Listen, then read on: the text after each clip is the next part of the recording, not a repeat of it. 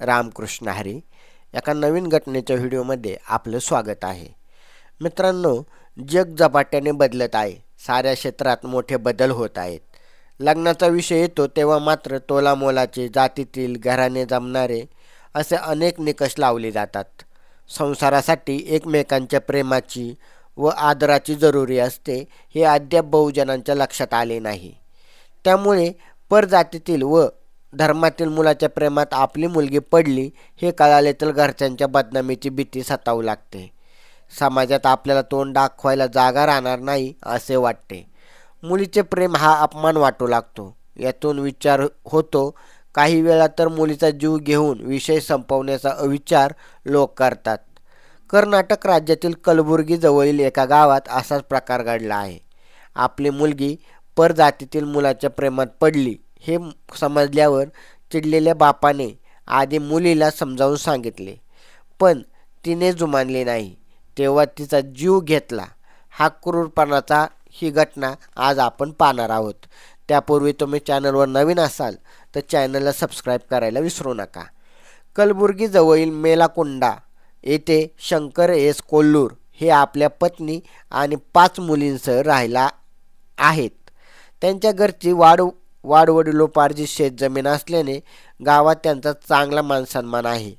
गावातील 4 लोकात त्यांची उठबस होत असल्याने त्यांच्या शब्दाला तशी किंमतही आहे. त्यांच्या 2 मुलींची लग्न झाली असून त्या त्यांच्या सासरी नांदत आहेत.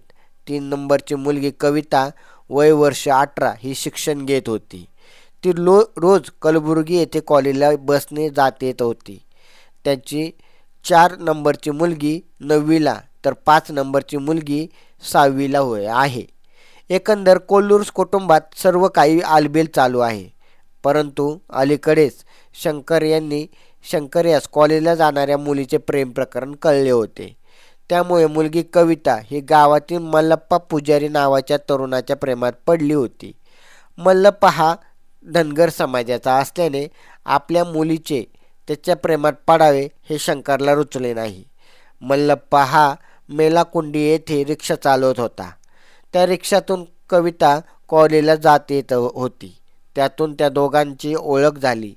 ओळखीचे रूपांतर प्रेमात आणि नंतर प्रेमात झाले. मल्लप्पा तिच्या सौंदर्यावर फिदा झाला होता. त्यातून ती मनापासून आवडत असल्याने त्याने तिला प्रपोज केले. तिनेही त्याचा प्रस्ताव स्वीकारला. दोघांचे प्रेम हळूहळू फुलू लागले. पाहता पाहता या प्रेम प्रकरणाची चर्चा गावात सुरू झाली. ही चर्चा कविताचे वडील शंकर यांच्या कानावर आली. आपल्या मुलीचे रिक्षावाल्यासोबत प्रेम प्रकरण हे त्यांना रुचले नाही. तसेच तो मुलगा परजातीतील आहे हे समजल्यावर त्यांच्या तळपायाची आग मस्तकात गेली. त्यांनी कवितावर दबाव आणायला सुरुवात केली.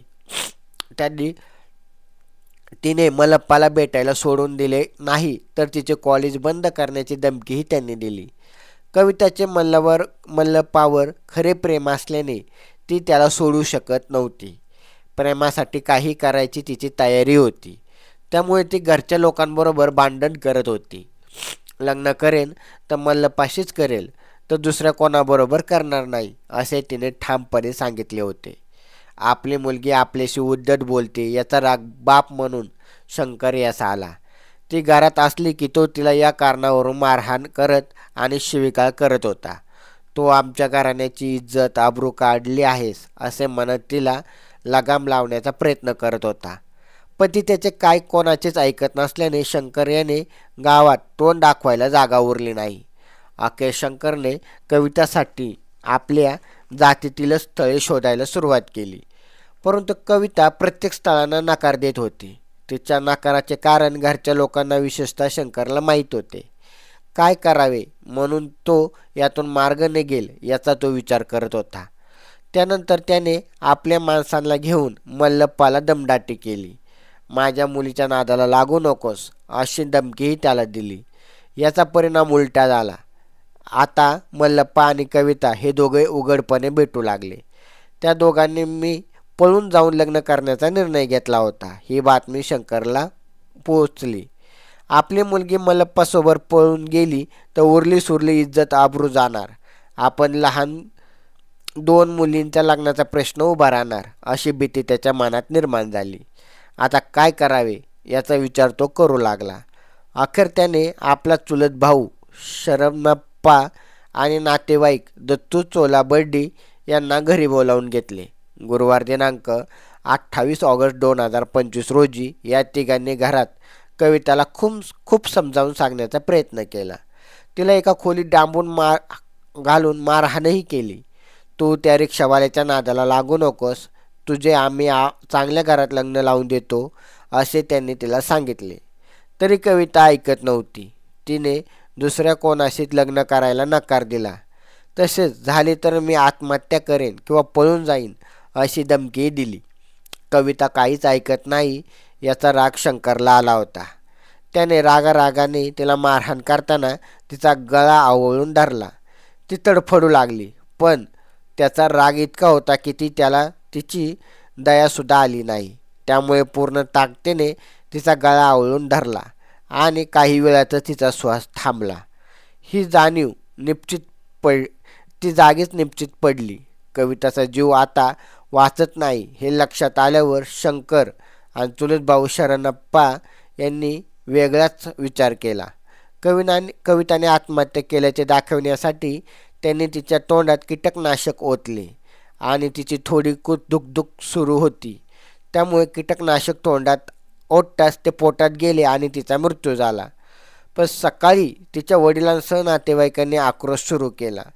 कविता रात्री कीटकनाशक प्यायली असून त्यातच तिचा मृत्यू झाल्याचा बनाव ते करून गावातील नातेवाईकांना व इतर पै पाहुण्यांना तसा निरोपही दिला.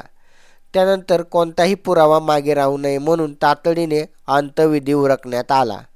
शुक्रवारच्या संध्याकाळपर्यंत सर्व काही ठीक होते, परंतु गावात मात्र कविताच्या आत्महत्येविषयी वेगळी चर्चा सुरू होती. ही चर्चा फरहाताबाद पोलीस स्टेशनच्या कानावर आली. कानावर आल्यानंतर त्यांनी तपास सुरू केला. शंकर कोल्लूर यास चौकशीसाठी ताब्यात घेण्यात आले. तेव्हा त्याने सांगितले की आपल्या मुलीने कीटकनाशक पिऊन आत्महत्या केली आहे. त्यानंतर कविताचा मृतदेह जाळला होता त्या ठिकाणी पोलिसांनी भेट दिली.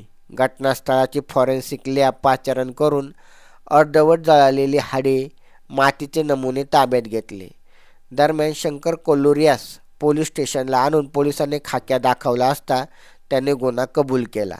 तसेच शरणप्पा कोल्लूर व दत्ता चोलवडी या दोघांची नावे आहेत. इकडे पोलिसांनी फॉरेन्सिक लॅबचा रिपोर्ट मिळाला की मुलगी कविताचा गळा आवळल्याने श्वास कोंडून मृत्यू झाला. त्यावरून पोलिसांनी फिर्यादीची नोंदवली. घटनास्थळावरून कविताला पाजलेल्या कीटकनाशकाची बाटली पोलिसांनी जप्त केली.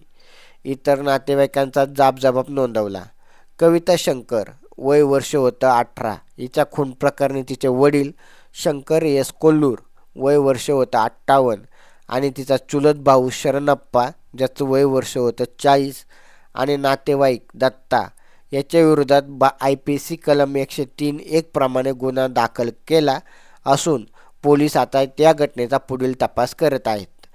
तर मित्रांनो, आपल्या महाराष्ट्रात सुद्धा ह्या अशा प्रकारच्या घटना घडतात. आपल्या समाजव्यवस्थेला, आपल्या समाजातील मान सन्मानाला, पतप्रतिष्ठेला धक्का पोहोचू नये हे आपल्या कोणत्याही पालकाचे हे कर्तव्य असते किंवा त्याचं ते जबाबदारी असते. पण आपल्या पालकाच्या प्रतिष्ठेला धक्का पोहोचू नये हे मुलीची ही कर्तव्य आणि जबाबदारी असते. कमीत कमी तिने ते पार पाडावी एवढीच आईबापाची तिची अपेक्षा असते. कारण आजच्या समाजात हे आता प्रेम प्रकरण वगैरे ह्या गोष्टी होतातच, पण एखाद्या मोठ्या घरंदाज घरातील जर मुलगी एखाद्या रिक्षावाल्याबरोबर किंवा दुसऱ्याबरोबर जातीतील धर्मातील मुलाबरोबर प्रेम प्रकरण घडत असेल तर ह्या अशा प्रकारच्या घटनाही आपल्या महाराष्ट्रात सैराट या पिक्चरसारख्या अनेकदा सुद्धा घडलेल्या आहेत. तर ह्या अशा प्रकारच्या घटना ऐकण्यासाठी आपल्या चॅनलला सबस्क्राईब करायला विसरू नका. रामकृष्ण हरी.